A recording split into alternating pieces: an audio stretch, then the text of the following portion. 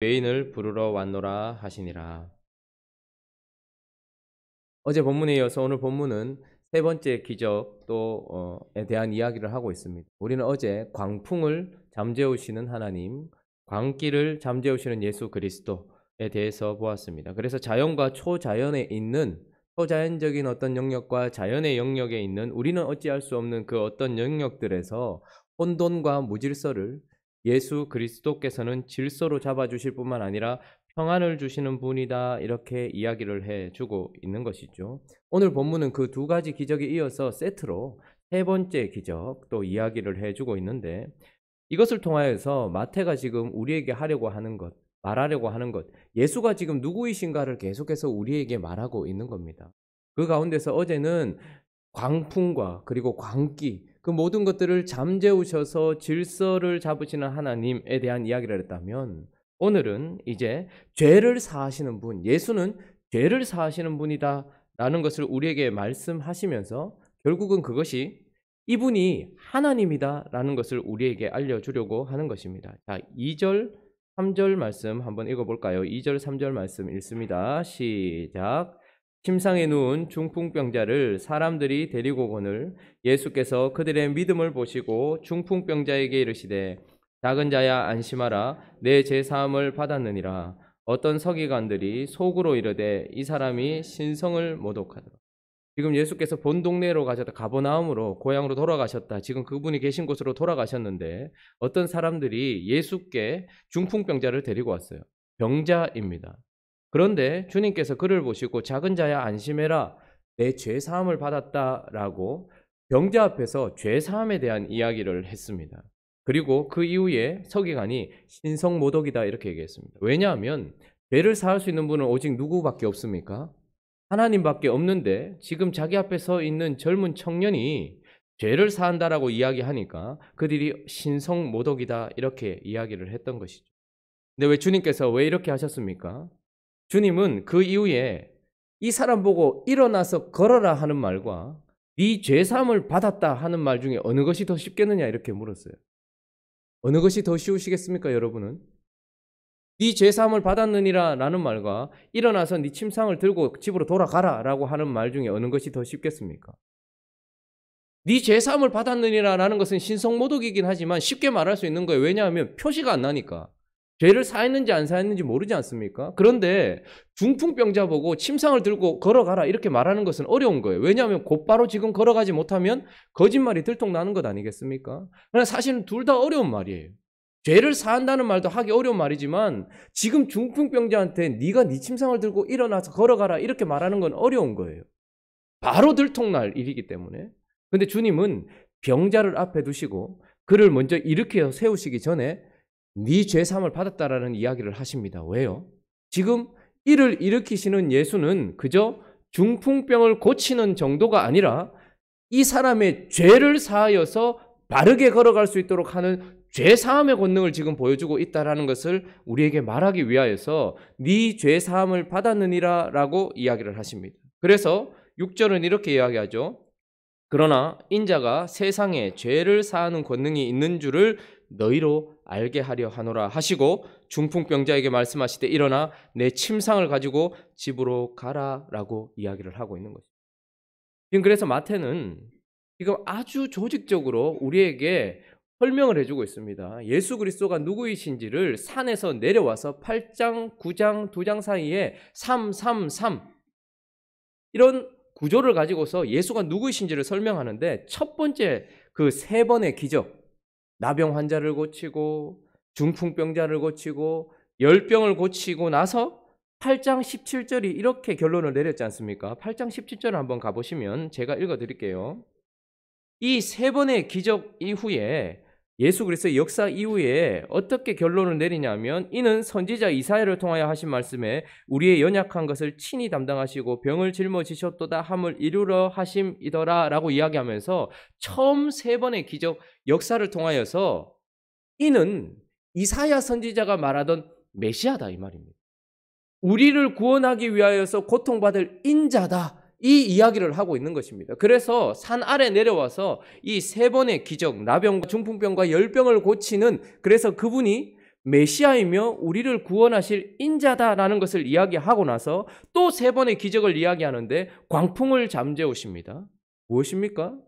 자연을 다스리시는 권능을 가지신 분, 그리고 광기를 잠재우십니다. 사단의 세력을 정복하시는 권능을 가지신 분, 그리고 지금 이 순간 중풍병자를 이렇게 세우시는 이분이 뭐죠? 죄를 사하시는 분. 그래서 그분은 죄를 사하시는 권능을 가지고 있는, 결론적으로 뭐란 말입니까? 우리를 구원하실 메시아이기도 하지만 이분은 하나님이다. 예수 그리스도는 권능을 가지신 광풍과 광기와 우리의 죄를 사하시는 하나님이다. 이렇게 이야기를 해주고 있는 것이죠.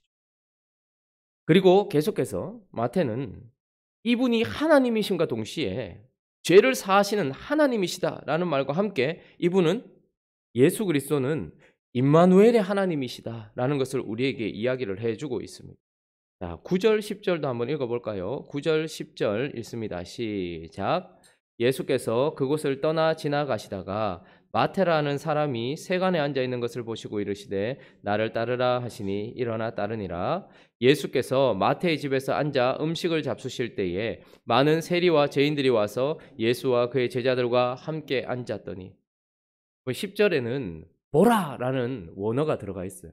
아주 충격적인 현장을 보여주고 집중시키려고 할 때 쓰는 단어들이 사실은 번역은 되지 않았지만 들어가 있습니다. 왜냐하면 우리가 봤을 때 예수께서 마태를 부르셨고, 그래서 마태의 집에서 음식을 잡수시는 것, 뭐 그럴 수 있지, 초대받아서 저녁 식사하는 게 뭐가 그렇게 이상한가 생각할지 모르겠지만, 지금 이 바리새인들이 지적하는 것처럼, 그리고 많은 유대인들이 보았을 것처럼 예수께서 하나님이신데, 그런데 마태의 집에서 세리와 죄인들과 식사를 하고 있다. 이것은 감당하기 어려운 장면인 거예요.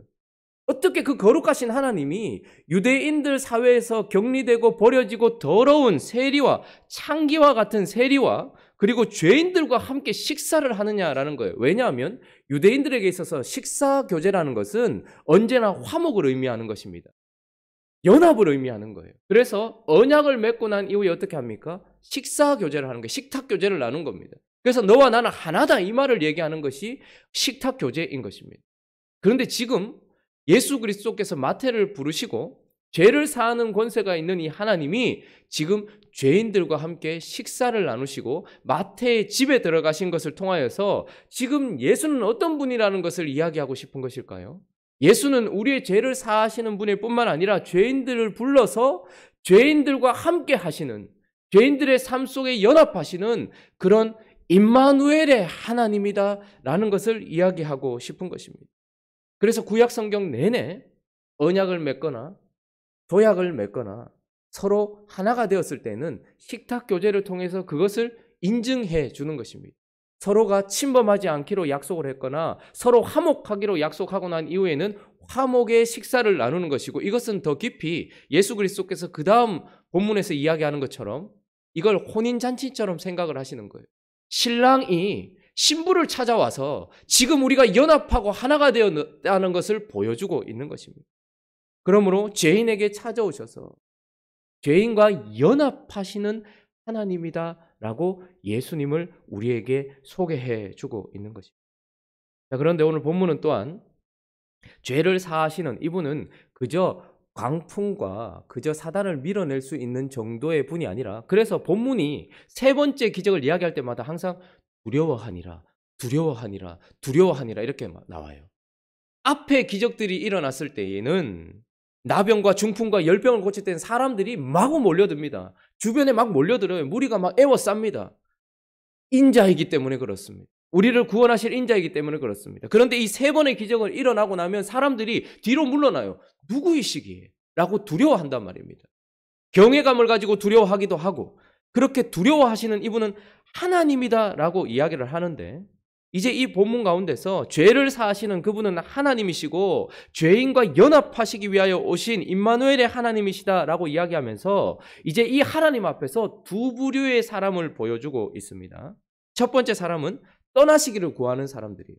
예수와 격리되는 사람들이 있고 예수와 연합되는 사람이 있다라는 것을 보게 됩니다. 우리가 어제도 보니까 예수님께서 귀신을 쫓아내시고 나서 그 돼지가 몰사하는 상황에서 그 거다라 지방에 있던 많은 사람들이 이것을 보고 어떻게 합니까? 떠나 주십시오라고 이야기해요. 왜요? 예수님이, 하나님이 자기 인생 가운데, 자기의 동네 가운데 찾아오셨는데도 그들은 자기의 이익에 맞지 않아서 예수가 떠나기를 바라는 세속적인 마음을 가지고 있었기 때문에 그들은 예수님께 떠나달라고 이야기했습니다. 근데 오늘 본문에는 3절에 보니까 어떤 서기관들이 나오고 11절에는 바리새인이라는 말은 처음 마태복음에서 등장을 하는 본문이에요. 그러니까 어떤 서기관들과 바리새인들이 나옵니다. 이들은 자기의 종교적인 신념과 맞지 않아서 배척하는 종교적인 사람이기도 합니다. 자, 하나님이 오셨어요. 그런데 어떤 사람들이 있습니까? 자신의 이익에 맞지 않아서 떠나기를 바라는 세속적인 마음을 가지고 예수님과 멀어지는 사람이 있고, 또 한 부류는 오늘 본문에 보니까 자신들의 종교적 신념과 맞지 않아서 배척하는 또 다른 무리가 있더라는 겁니다. 서기관들은 어떤 사람들입니까? 모든 서기관이 그런 것은 아니겠지만 서기관들은 성경에서 계속해서 율법의 참뜻도 모르고, 그리고 영적인 의미도 깨닫지 못한 채 문자에 붙들려 있는 율법주의자들을 상징했었습니다. 그러니까 그저 이 말씀이 뭘 얘기하는지도 모르면서 그냥 이 말씀 자체에, 문자 자체에, 율법 자체에 매여 있었던 서기관들입니다. 그러니까 신성모독이다, 하나님이 와 계시는데 하나님한테 신성모독이다 이렇게 이야기하며 자신이 신성모독했던 율법주의자들, 바리새인들은 어땠습니까? 충격이었죠. 좀 대단하신 분인가 보다 생각했는데 보니까 죄인들과 세리들과 음식을 나누는 것을 보면서 바리새인들이 그의 제자들에게 어찌하여 너희 선생은 세리와 죄인들과 함께 잡수시느냐라고 이야기합니다. 바리새인들은 어떤 사람들을 이야기합니까? 율법의 내용은 다 버렸어요. 속에 있어야 될 건 아무것도 없으면서 겉으로만 형식만 가지고 있었던 형식주의자들인 것이죠. 오늘 본문에서는 하나님이 찾아오셨음에도 불구하고 어떻게 합니까? 자신의 세속성과 자신의 잘못된 종교성이 하나님을 밀어내버리는 인생, 그래서 하나님과 연합하지 못하는 인생들이 있다라는 것이죠. 우리도 마찬가지입니다. 예수가 우리 삶 속에 찾아오셨습니다. 예수님께서 우리 삶 속에 찾아오셨어요. 그러나 우리는 어떻게 합니까?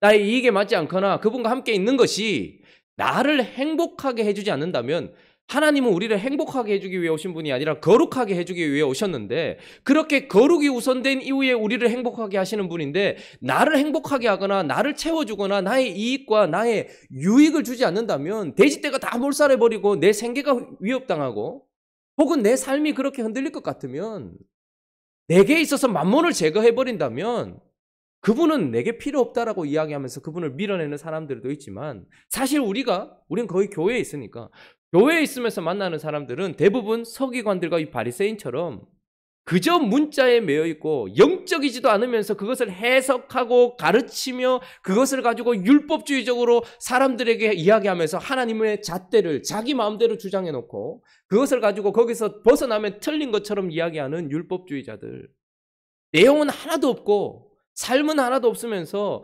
겉에 형식만 주장하고 있는 바리새인 같은 사람들, 그런 사람들이 교회 안에 많이 있습니다. 그들은 형식 안에는 있을지 모르겠지만, 말씀의 문자는 들고 있을지 모르겠지만 살아있는 생명력 있는 말씀의 삶을 살지도 못할 뿐만 아니라 내용도 없는 사람들입니다. 그래서 받아들이지 못하는 자들이 있는 것이죠. 그런데 또 한 부류의 사람이 있죠. 누굽니까? 마태입니다. 이 마태복음을 기록한 마태가 지금 자신이 부름받은 상황을 하나님이시다라고 선포하고 난 이후에, 그분의 권능 이후에 이렇게 자기 자신의 부름을 이야기하고 있어요. 아주 짤막하게 이야기하고 있지만 아주 임팩트가 있습니다. 9절 한번 읽어볼까요? 9절 한번 읽어보겠습니다. 9절 시작. 예수께서 그곳을 떠나 지나가시다가 이르시되 나를 따르라 하시니 일어나 따르니라. 아무 설명도 없어요. 나를 따르라 하시니. 이사야가 예언했던 우리를 위하여 고난받으시고 우리를 구원하실 메시아이시고, 그러나 하나님이신 그분이 와서 마태에게 이르시되 나를 따르라 하시니 어떻게 했대요? 일어나 따르니라 이렇게 얘기합니다. 여러분, 마태라는 말이 나올 때마다 항상 붙어있는 단어가 무엇입니까? 세리 마태입니다. 그러니까 세리 마태라는 말은 그도 그 동네에서 돼지떼가 몰살했을 때에 예수님이 떠나시기를 바랬던 사람처럼 세속성을 가지고 있는 이름인 거예요. 그만큼 돈을 좋아했던 사람이고 돈 때문에 살았던 사람이라는 뜻입니다. 그런데 어떤 부류는 밀어내버리는 거예요. 돼지떼가 다 몰수하는 거 보면서 아유 예수님 떠나주십시오라고 얘기했어요. 그러나 똑같은 마음을 가지고 있었어요. 마태도. 그는 나라를 버린 사람이고 민족을 버린 사람이고 하나님이 주인이 아닌 사람이고 돈이 주인이었던 사람이었어요. 돼지떼가 몰사했을 때에 떠나기를 바랐던 사람처럼 세리 마태였음에도 불구하고 주님이 부르시니 어떻게 합니까? 돈을 버리고 주님을 따라갔다라고 이야기합니다. 누가복음과 마가복음에는 이 마태의 이름을 뭐라고 또 표현합니까? 마태의 또 다른 이름. 누가복음과 마가복음이 우리 성경에는 없는 모양. 레위라고 해요. 그의 이름이 레위입니다. 레위는 어떤 사람입니까? 제사장 가문이에요. 그러니까 가장 율법과 근접한 존재. 어떻게 보면 이름은 존재 자체니까요. 그리고 가장 형식과 밀접한 관계가 있는 이름을 가지고 있는 존재예요. 그러니까 구약의 율법과 구약의 문자와 구약의 형식과 구약의 어떤 제사와 가장 밀접한 관계가 있는 이름이 또한 레위입니다. 이 서기관들과 바리새인들과 똑같은 존재란 말이에요. 그 형식과 그 율법과 거기에 매일 수밖에 없는 존재였음에도 불구하고 주님이 그를 나를 따르라 하시는 순간 그가 따랐다 이렇게 얘기합니다. 이 말은 무슨 말입니까?